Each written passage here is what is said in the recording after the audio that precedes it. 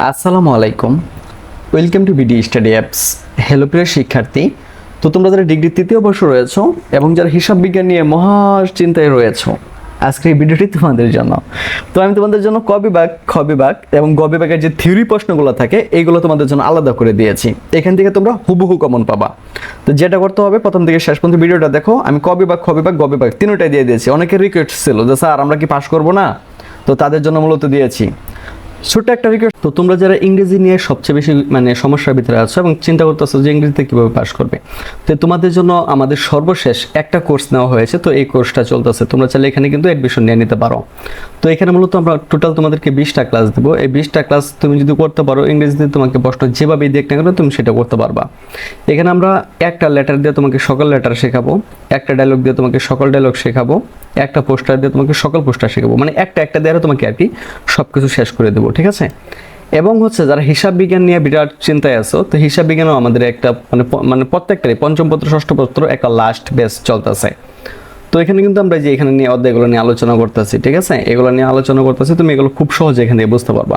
এখানে তুমি সর্বোচ্চ 30 থেকে 32টা ক্লাস পাবা, যেটা তোমার সর্বোচ্চ একদিনই যথেষ্ট, ঠিক আছে? 3 থেকে 4 ঘন্টার মতো ক্লাস হবে। তুমি যদি এখান থেকে করতে পারো এই ক্লাসগুলো, 100% তুমি পাস করে যাবা। তো যাদের ইংরেজি এবং হিসাব বিজ্ঞানের সমস্যা আছে, তারা আমাদের সাথে কন্ট্যাক্ট করতে পারো। ওকে, থাকবে ভিডিওটা একটু শেয়ার করে দিও, তোমার ফলে অনেক মানুষ উপকৃত হতে পারবে। তো চলো দেখিয়ে দিচ্ছি। তো ক বিভাগের প্রশ্নগুলো দেখে নাও। নাম্বার 1, শেয়ার কাকে বলে? শেয়ার বাজেয়াপ্তকরণ কি? অবশ্যই লভ্যাংশ কাকে বলে? আমি একটু দ্রুত বলতেছি কারণ দিনের অবস্থা খুবই খারাপ, প্রচুর বৃষ্টি নামবে। হ্যাঁ, তোমরা লাগবে একটু পজ দিয়ে দেখে নিও। এরপর দেখো, সাধারণ শেয়ার কি? সমমূল্যের শেয়ার কি? স্টক লভ্যাংশ কি? ট্রেজারি স্টক কি? আর্থিক বিবরণী কি? আর্থিক বিবরণী বিবরণ দাও বা সংজ্ঞা দাও। আর্থিক বিবরণীর উপাদানগুলো কি কি? বার্ষিক প্রতিবেদন কি? আয় বিবরণী কি? আরেকটা কথা বলতে চাই, দেখো এগুলো তুমি উত্তর বাইর করতে করতে তোমার অনেক সময় চলে যাবে। তাই আমাদের কাছে এগুলো খুব সুন্দরভাবে সাজালো গোছালো রয়েছে উত্তর সহ, এবং আমাদের একটা অনলাইন ব্যাচ আছে। তুমি যদি ওইখানে এডমিশন নিতে পারো, মানে বলতে পারবা স্যার এক রাতের কি হবে ভাই, তুমি যদি 2টা অধ্যায় শিখতে পারো, এখান থেকে তুমি 5 নাম্বার উঠায় ফেলতে পারবা। আর এই যে এখানে যেই প্রশ্নগুলো দিয়েছি তোমাদের থিওরিগুলো, এগুলো হুবহু কমন পড়বে, ঠিক আছে? তো যারা আগ্রহী আছে তারা সরাসরি আমাদের সাথে কন্ট্যাক্ট করো ভাই। টাকার মায়া করলে হবে না, অল্প কিছু ফি নিবো, এখানে অ্যাড করে দেবো। এরপর দেখো, ট্রেজারি স্টক কি? আর্থিক বিবরণী কি? এগুলো বলছি।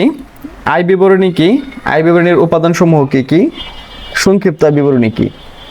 পরিচালন ব্যয় কি?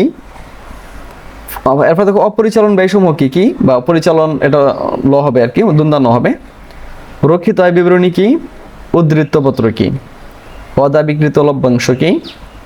প্রবাহ বিবরণী কি? সম্ভাব্য দায় কি? মুক্ত নগদ প্রবাহ কি? মূল্যায়ন উদ্ধৃত কাকে বলে? আর্থিক প্রতিবেদন কি? বিক্রয় ধরনের ইজারা কি? পরিচালন ইজারা বা লিজ কি? মূলধন লিজ কি? অফ ব্যালেন্স শিট অর্থায়ন কি? বার কি? প্রাথমিক গণপ্রস্তাব কি? ব্যাংকের চিরকুট পদ্ধতি বা সঞ্চয় হিসাব কি? ভাই আমি একটু দ্রুত বলতেছি কারণ হইতেছে দিনের অবস্থা খুবই খারাপ, মানে যে কোনো সময় বৃষ্টি নেমে পড়বে আর বিদ্যুৎ চলে যেতে পারে। হ্যাঁ, এটাতে তোমরা অন্যভাবে নিও না, ক্ষমা সুন্দর দৃষ্টিতে দেখবা। এরপর দেখো, খ এবং গ বিভাগের জন্য অঙ্কবাদী থিওরি সাজেশনগুলো দিচ্ছি। আমি তোমাদেরকে আগেই বলছি, যাদের ভাই অঙ্ক শেখার মতো মানে এবিলিটি নাই, এই সময় তোমরা দুমসে এগুলো শিখবা। নাম্বার 1, শেয়ার ও স্টকের মধ্যে পার্থক্য লিখো। অগ্রাধিকার স্টক কি? অগ্রাধিকার স্টকের বৈশিষ্ট্য ব্যাখ্যা করো। লভ্যাংশ শ্রেণী বিভাগ আলোচনা করো। সাধারণ শেয়ার ও অগ্রাধিকার শেয়ারের মধ্যে পার্থক্য দেখাও।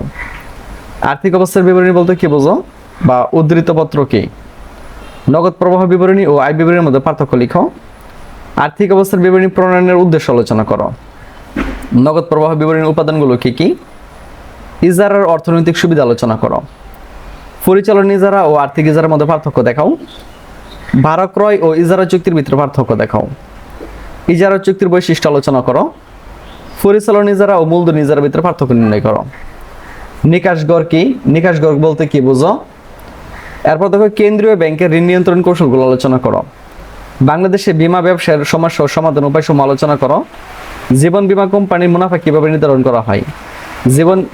জীবন বীমা কোম্পানি ও সাধারণ বীমা কোম্পানির মধ্যে রাজস্ব হিসেবে পার্থক্য দেখাও। এরপর দেখো, অলরেডি বৃষ্টি নেমে গেছে, আমি এখানে তোমাদেরকে প্রশ্নগুলো দিয়ে দিয়েছি, তোমরা একটু দেখে নিও।